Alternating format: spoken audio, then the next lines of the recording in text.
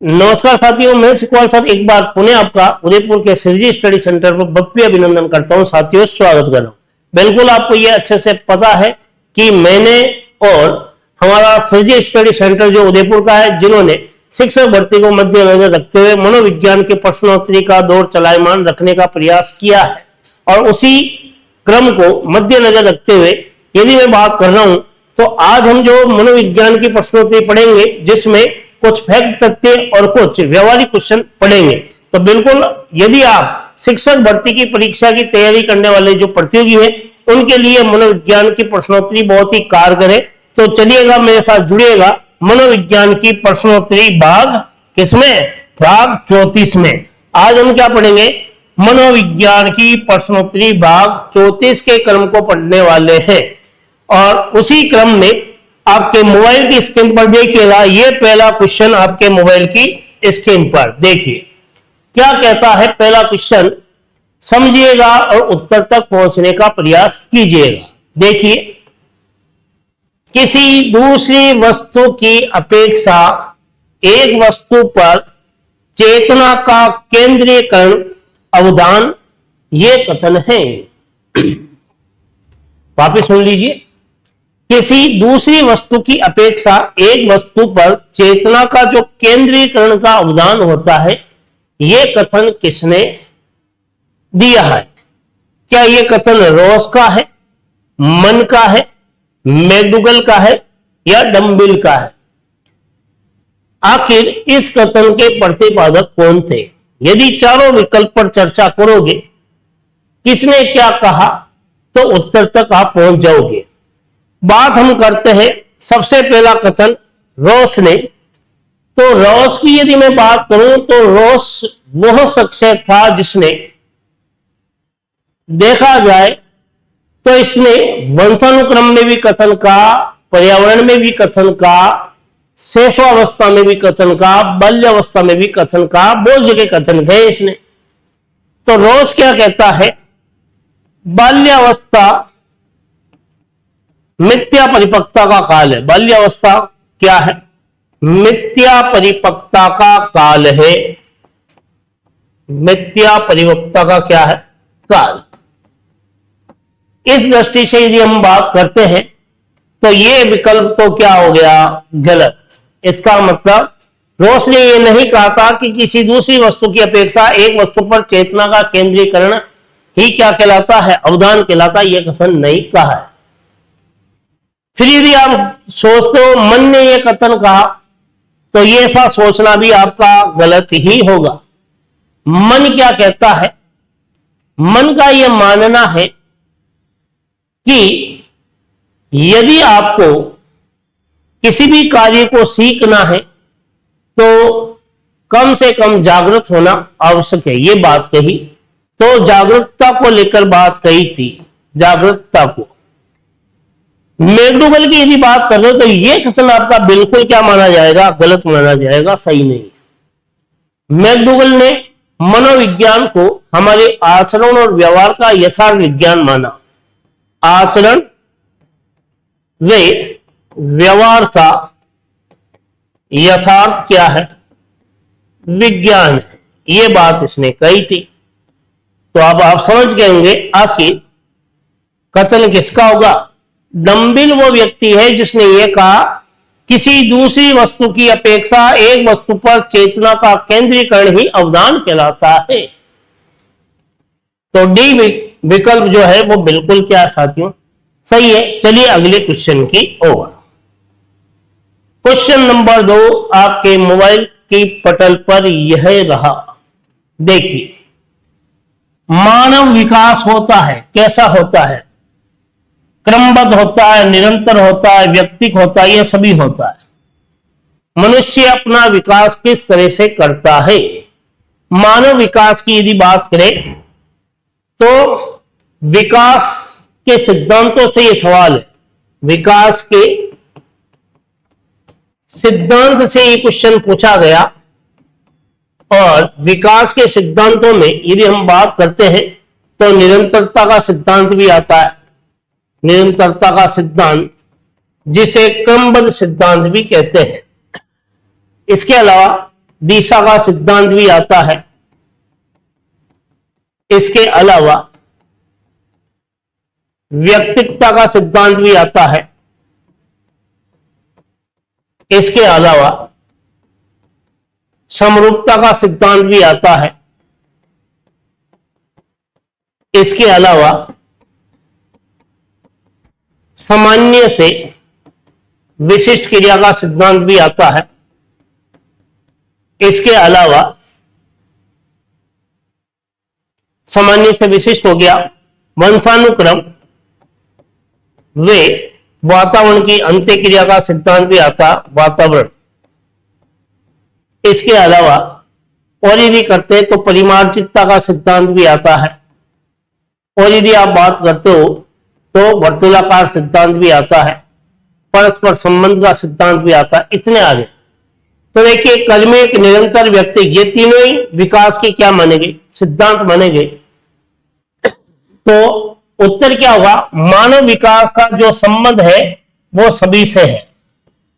इसी वजह से डी विकल्प क्या हो रहा है, बिल्कुल सही माना जाएगा। चलिए अगले क्वेश्चन की ओर। क्वेश्चन नंबर 3 क्या कह रहा है, क्वेश्चन नंबर 3 देखिए, उच्च संपर्त्य की सांकेतिक विशेषता क्या है। उच्च संपर्त्य यानी कि आपका जो कॉन्सेप्ट है वो उच्च कोटि का ले जाकर आप किसी चीज को सीखते हो, आपकी अवधारणा क्या है, बहुत ही उच्च कोटि की है। तो इसका संबंध किससे होगा, क्या आत्मविश्वास की कमी नहीं होगा। क्या उच्च संपत्ति आपके दिवा सपन से संबंधित है, नहीं है। क्या उच्च संपत्ति उच्च बुद्धि, नहीं है। उच्च संपत्ति का संबंध किससे है, ये उच्च अभिक्षमता की क्या मानी गई, विशेषता मानी गई है साथियों। बिल्कुल व्यवहारिक क्वेश्चन है ये। चलिए अगले क्वेश्चन की ओर। क्वेश्चन नंबर 4 आपके मोबाइल की स्क्रीन पे देखिए, मानसिक आरोग्यता या मानसिक स्वास्थ्य विज्ञान को आरंभ करने का श्रेय किसे दिया गया। मानसिक आरोग्यता या मानसिक स्वास्थ्य विज्ञान को प्रारंभ करने का श्रेय किसे दिया गया। क्या रूसो को दिया, मैकडोगल को दिया, जोन्स को दिया या बियर्स को दिया। देखिएगा, रूसो ने शिक्षा में मनोवैज्ञानिक दृष्टिकोण का प्रारंभ किया था। रूसो ने तो क्या किया, शिक्षा में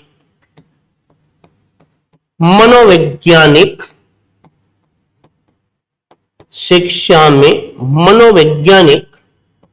दृष्टिकोण को दिया। शिक्षा में मनोवैज्ञानिक दृष्टिकोण को दिया था रूसो ने। तो यह विकल्प क्या हो गया, गलत। यदि आप सोच रहे हो मैकडोगल, तो इसने मूल प्रवृत्ति को लेकर बात कही थी, मूल प्रवृत्ति को लेकर। तो यह विकल्प भी क्या हो गया, गलत।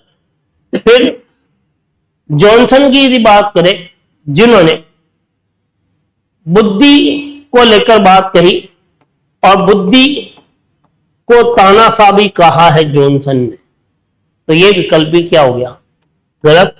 बचा कौन, बियर्स। बियर्स का पूरा नाम C.W.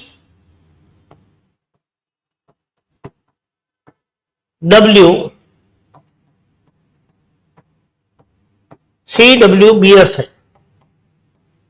ये एक मानसिक रोगी था साथियों। ये क्या था, मानसिक रोगी था, जिसने, जब ये मानसिक रोगग्रस्त था उस समय इसने जो भी अनुभव किए थे उन सबको लेकर एक पुस्तक में लिखा था। और यही वो शख्स है जिसने मानसिक स्वास्थ्य विज्ञान या मानसिक आरोग्यता के विज्ञान को प्रारंभ किया था। तो विकल्प जो ए है वो बिल्कुल क्या माना जाएगा, सही माना जाएगा। क्यों माना जाएगा, कारण सहित मैंने चीज बताई। चलिए अगले क्वेश्चन की ओर। क्वेश्चन नंबर 5 क्या कहता है, क्वेश्चन नंबर 5, निम्नलिखित में से कौन सी किशोरावस्था की विशेषता नहीं है। आखिर किशोरावस्था की कौन सी विशेषता नहीं है? विशेषता क्या है? नहीं है।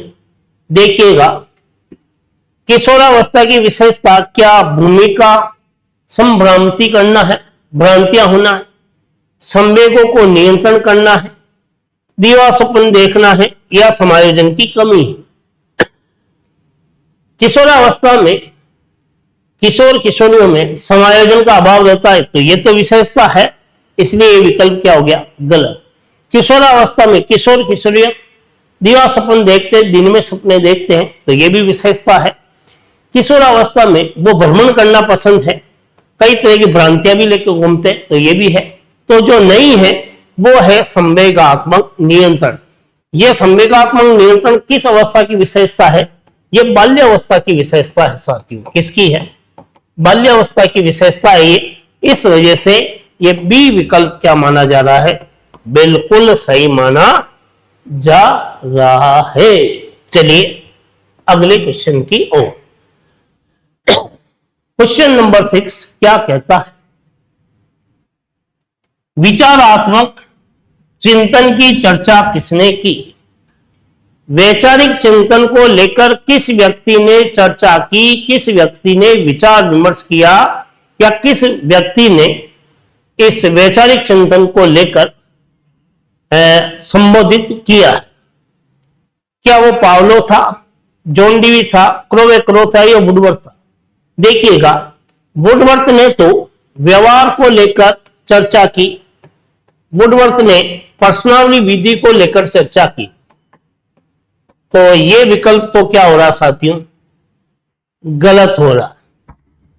तो विचारात्मक चिंतन को लेकर और कौन हो सकता? यदि आप सोचते हो क्रो एंड क्रोन, तो इसने 20वीं शताब्दी को लेकर बात कही। इसके अलावा इसने क्रो एंड क्रो ने ज्ञान अभिवर्ती का अर्जन क्या कहलाता है? अधिगम कहलाता है। इसको लेकर चर्चा की, अधिगम को लेकर। तो यह भी होगा नहीं। फिर यदि आप सोचते हो कि संभवतया यदि पावलो उत्तर होगा, तो ये वो व्यक्ति था जिसे हम पावलो को मूलतः ये एक मनोचिकित्सक था जिसने शास्त्रीय अनुबंधन को लेकर चर्चा की है साथियों, शास्त्रीय अनुबंधन को लेकर। और पाचन की क्रिया पर इस व्यक्ति को नोबेल पुरस्कार मिला था, तो यह भी उत्तर होगा नहीं। तो आपके सामने जो उत्तर है विकल्प के रूप में वो कौन है? सी, जॉन डीवी वो व्यक्ति है जिसने तार्किक चिंतन को वैचारिक चिंतन की संज्ञा दी है। वैचारिक चिंतन की क्या दी है? चिंतन की संज्ञा दी है। तो इसका मतलब वैचारिक चिंतन को लेकर जिस व्यक्ति ने कार्य किया है वो कौन होगा? वो आपके जॉन डीवी है। कौन है? जॉन डीवी है। तो ये सी विकल्प क्या है? बिल्कुल सही है। एकमात्र ऐसा व्यक्ति है जिसने तार्किक चिंतन को वैचारिक चिंतन की संज्ञा दी है। तो वैचारिक चिंतन को लेकर कार्य करने का श्रेय जॉन डीवी को दिया गया। चलिए अगले क्वेश्चन की ओर। क्वेश्चन नंबर 7, निम्न मनोवैज्ञानिकों में से कौन बाल विकास के सिद्धांतों से संबंधित नहीं है? बाल विकास के सिद्धांतों को लेकर किस मनोवैज्ञानिक ने चर्चा नहीं की है? यह सवाल पूछा जा रहा है। जीन पियाजे ने तो की है, आपके बांडुरा ने भी बाल विकास को लेकर चर्चा की है, आपके लेविन वाइकोतोस्की ने भी बाल मनोविज्ञान को लेकर चर्चा की है। तो तीनों व्यक्तियों ने बाल विकास को लेकर चर्चा की, लेकिन इब्राहिम मैस्लो ने, यदि हम बात करूं तो इस व्यक्ति ने अभिप्रेरणा में मांग के सिद्धांत को लिखा। इस व्यक्ति ने अभिप्रेरकों को लेकर चर्चा की। किसको लेकर? अभिप्रेरकों को लेकर क्या की? चर्चा की है।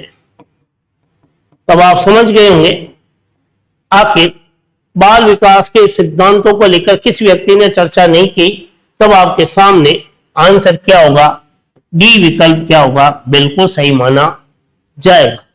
क्यों माना जाएगा, इसका कारण सहित प्रत्युत्तर दिया है।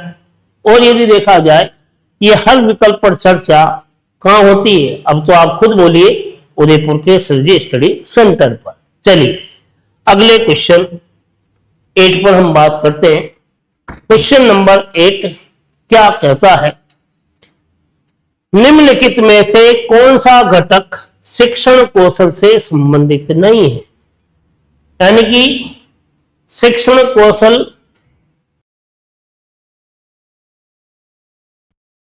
विकल्प है जो शिक्षण कौशल का घटक नहीं है, कौशलों से संबंधित नहीं है। देखिएगा, उद्दीपन परिवर्तन कौशल से संबंधित है, पुनर्वर्णन कौशल से संबंधित है जिसको प्रबलन भी कहते हैं, श्यामपट्ट लेखन ये भी कौशल से संबंधित है। जो नहीं है वो कौन सा है, निर्देशन और परामर्श, ये शिक्षण कौशल से संबंधित नहीं है। इसलिए आंसर क्या हो रहा है, डी विकल्प बिल्कुल सही हो रहा है। चलिए अगले क्वेश्चन की ओर।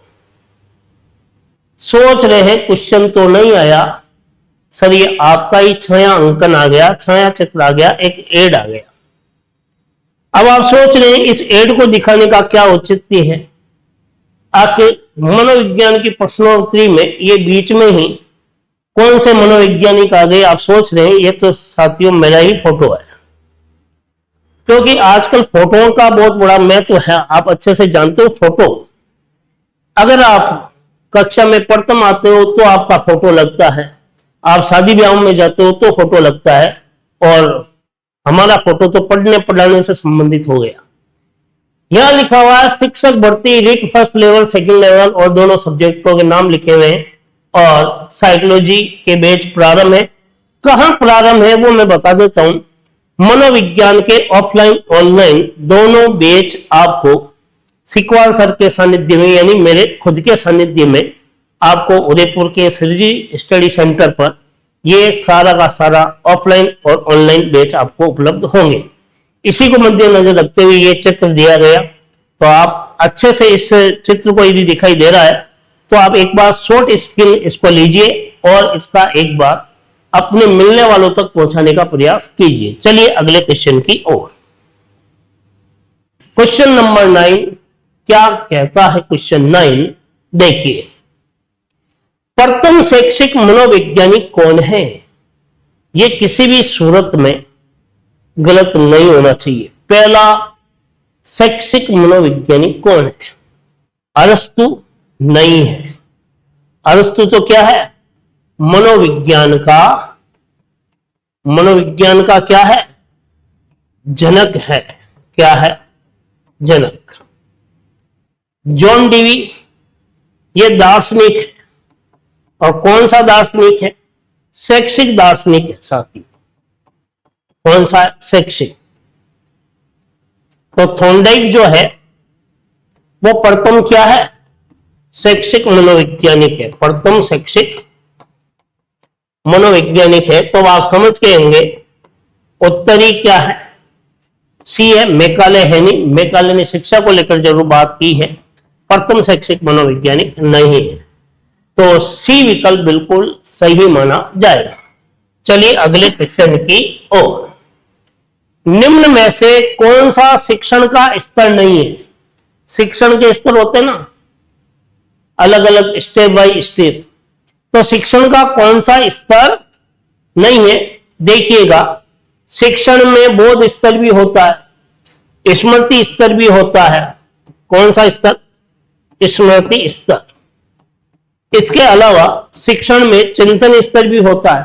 तो तीनों स्तर है, तो नहीं है जो क्या है, वर्णन करना शिक्षण का स्तर नहीं है साथी। वर्णन तो किसी भी चीज का किया जा सकता है, तो ये जो नहीं है तो वो कौन सा, वर्णन करना। ए विकल्प क्या है, बिल्कुल सत्य है। चलिए अगले क्वेश्चन की ओर। क्वेश्चन नंबर 11 क्या कहता है, 11, पूर्व अनुभवों के आधार पर संवेदना को अर्थ प्रदान करना क्या कहलाता है? संवेदनाओं को कोई भी अर्थ देना जिसमें आपके पूर्व अनुभव शामिल होते हैं उसे हम क्या कहते हैं? संवेदना कहते हैं, प्रत्यक्ष ज्ञान कहते हैं, कल्पना कहते हैं, या सभी कहते हैं? देखिएगा, पूर्व अनुभवों के आधार पर संवेदनाओं को क्या दिया जा रहा है? अर्थ दिया जा रहा है। तो इसका संबंध किससे है? क्या संवेदना से है, या प्रत्यक्ष ज्ञान से है, या कल्पना से है, या सभी से? यदि पूर्व अनुभवों के आधार पर आप संवेदनाओं को अर्थ प्रदान करते हो तो आपका जो चीज होती है वो क्या होता है? प्रत्यक्ष ज्ञान कहलाता है। कौन सा ज्ञान कहलाता है? प्रत्यक्ष। जो पूर्व अनुभव के आधार पर जो सामने है उसको प्रत्यक्ष ज्ञान कहा गया। कई जगह इसको संवेदनाओं का रूप भी दिया गया। दोनों साथ में है तो आपका प्रथम आंसर क्या होगा? बी विकल्प होगा। चलिए अगले क्वेश्चन की ओर। क्वेश्चन नंबर 12, समस्या समाधान लक्ष्य प्रवणता के संपत्ति को प्रभावित किसने किया? यहां से सवाल है ये। लक्ष्य प्रवणता के नाम से कौन सा सिद्धांत है? कोहलर ने सूझ का सिद्धांत दिया, सूझ का, तो ये होगा नहीं। वाटसन ने शास्त्रीय अनुबंधन का सिद्धांत दिया, शास्त्रीय अनुबंधन। आप सोच रहे हैं कि सर का दिमाग खराब हो गया। दिमाग खराब नहीं, वाटसन दूसरा व्यक्ति था जिसने शास्त्रीय अनुबंधन को लेकर कार्य किया। पहला व्यक्ति कौन था? पावलो था। तो ये विकल्प भी गलत। गाल्टन ने व्यक्तिक विभिन्नता को लेकर कार्य किया, व्यक्तिक विभिन्नता को। तो तीनों विकल्प पर चर्चा हो गई तो उत्तर क्या निकल कर आया? हल के सिद्धांत को उद्देश्य प्रवणता या लक्ष्य प्रवणता का सिद्धांत भी कहते हैं। तो डी विकल्प बिल्कुल सही है। Question number 13। अब 13 क्या होगा? कालिया है ना। क्वेश्चन नंबर 13, बच्चों के सामाजिक विकास का विशेष महत्व है। बच्चों के सामाजिक विकास में विशेष महत्व किसका है? क्या बाल साहित्य, दिनचर्या, संचार माध्यम, खेल? देखिएगा, बाल साहित्य, बच्चों के विकास में बाल साहित्य का महत्व तो है लेकिन उतना महत्व नहीं है जितना होना चाहिए, इसलिए यह विकल्प क्या हो रहा? गलत। उसकी दिनचर्या का भी महत्व है लेकिन क्या उसकी दिनचर्या को आप परिवर्तन कर सकते हो?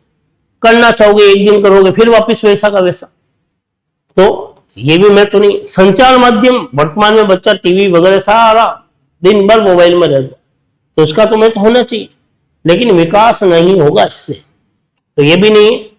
तो बच्चों में किसका? खेल का सामाजिक विकास को लेकर इसका बहुत ही अत्यधिक महत्व है। तो इस समाज के अलग अलग तबके के लोग जब खेल के मैदान में मिलते हैं तो बच्चे का सामाजिक विकास भी होता है। तो डी विकल्प बिल्कुल क्या माना जाएगा? सही। चलिए क्वेश्चन नंबर 14, शिक्षा में विकास को लेकर फ्रोबेल का मुख्य योगदान है। एक फ्रोबेल महोदय हुआ जिसने कौन सी पद्धति दी थी साथियों? किंडरगार्टन पद्धति दी थी। बताइए फ्रोबेल का मुख्य योगदान क्या है? व्यापारिक विद्यालय खोले उसने? नहीं। पब्लिक स्कूल खोले? नहीं। लैटिन स्कूल खोले? बिल्कुल क्या है? गलत है। तो मालवाड़ी का संबंध किससे है? फ्रोबेल से है। मालवाड़ी को लेकर चर्चा की है। चलिए अगले क्वेश्चन की ओर। क्वेश्चन नंबर 15 क्या कहता है? क्वेश्चन 15 देखिए, सोचिए, समझिए और उत्तर दीजिएगा। समावेशी कक्षा में किस प्रकार के छात्र शामिल होते हैं? समावेशी शिक्षा जहां चल रही है उस शिक्षा में कक्षा में किस तरह के छात्र छात्राएं रहेंगे? विशिष्ट छात्र रहेंगे? बिल्कुल रहेंगे। सामान्य छात्र भी रहेंगे? बिल्कुल रहेंगे। सामान्य और विशिष्ट दोनों रहेंगे? बिल्कुल रहेंगे। कोई नहीं तो कोई नहीं रहेगा। बिल्कुल सी विकल्प क्या हो गया? बिल्कुल सही हो गया। तो समावेशी शिक्षा में सामान्य और विशिष्ट दोनों प्रकार के छात्र शामिल होते हैं, क्योंकि समावेशी का अर्थ क्या है? बिना जाति, धर्म, लिंग भेद के आधार पर सबको समान शिक्षा देना। चलिए क्वेश्चन नंबर 16, अधिगम का पठार है। अधिगम में अवरुद्ध और वर्धन, रुकना और फिर बढ़ना अधिगम का पठार है क्या? नहीं। अधिगम में कोई दोष अधिगम का पठार है क्या? नहीं। पहले बताओ पठार का मतलब क्या? ऐसे ही गर्दन हिला दो, नहीं कि नहीं। पहले बताओ पठार किसे कहता है? खाने के पठार को, उसको तो ठोर कहते हैं मारवाड़ी में। ये पठार क्या है? पठार होता है रुकावट या कठिनाई। सीखने में एक ऐसा समय आता है कि आपके सीखने की उन्नति रुक जाती, उसे अधिगम का पठार कहते हैं। तो यहां यही तो पूछा जा रहा, अधिगम का पठार कौन सा है? अधिगम की समाप्ति पठार है क्या? नहीं। अधिगम में क्या आ गया? अवरोध आ गया। यही क्या कहलाता है? अधिगम का पठार कहलाता है। तो सी विकल्प क्या हो गया? बिल्कुल शाश्वत सत्य हो गया। चलिए अगले क्वेश्चन की ओर। क्वेश्चन नंबर 17, नहीं है कोई खतरा। देखिए कितना समय हो गया आपको, लगभग आधा घंटा हुआ क्या पढ़ते पढ़ते? देखिएगा क्वेश्चन नंबर 17, एक नाम आया, थोंडाइक का कौन सा नियम सीखने में पुरस्कार और दंड को महत्व देता है? तो मिस्टर थोंडाइक जो कि प्रथम शैक्षिक मनोवैज्ञानिक थे, शिक्षा मनोविज्ञान के सिरमौर थे, और सीखने में उन्होंने जो सिद्धांत दिया उसमें पुरस्कार और दंड के महत्व को जो बताया था वो किस में बताया था? क्या उनका तत्परता का नियम है? क्या उसके अभ्यास के नियम में बताया? क्या उन्होंने ये नियम प्रभाव में बताया या सभी में बताया? देखिएगा, पुरस्कार और दंड की यदि बात करें, तत्परता में पुरस्कार और दंड को लेकर बात नहीं की है।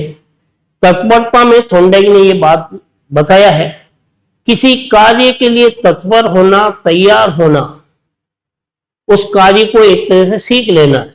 इसी वजह से तो भाटिया ने कहा है, किसी कार्य के लिए तैयार होना, उस कार्य को पूरा कर लेना है। किसी युद्ध के लिए तैयार होना, युद्ध को आधा जीत लेना है। घोड़े को तालाब तक ले जाया जा सकता है, पानी पीने के लिए बाध्य नहीं किया जा सकता। ये कौन सा है? तत्परता का नियम है। इसमें पुरस्कार और दंड को लेकर कोई बात नहीं की है, तो ये विकल्प होगा नहीं।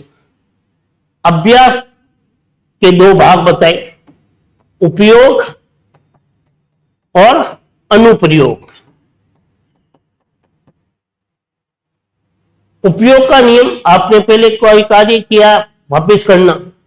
अनुप्रयोग का नियम, कार्य की पुनरावृत्ति करना। तो बिल्कुल आप समझ गए होंगे, बार बार अभ्यास से कठिन विषय वस्तु को भी याद कर लिया जाता है, इसमें भी पुरस्कार और दंड का उल्लेख नहीं है। तो बचा कौन? यदि आपको किसी को प्रभावित करना है तो उसे आप क्या करते हो? पुरस्कृत करते हो। किसी को हतोत्साहित करना तो उसे दंड देते हो। तो सी विकल्प बिल्कुल सही माना जाएगा। क्यों माना जाएगा? कारण सहित आपने और मैंने क्या की? चर्चा की। चलिए अगले क्वेश्चन की ओर। क्वेश्चन नंबर 18, मनोविज्ञान प्रारंभ में किस विषय का अंग था? शुरुआती दौर में मनोविज्ञान किस विषय का अंग माना गया? तो शुरुआत में मनोविज्ञान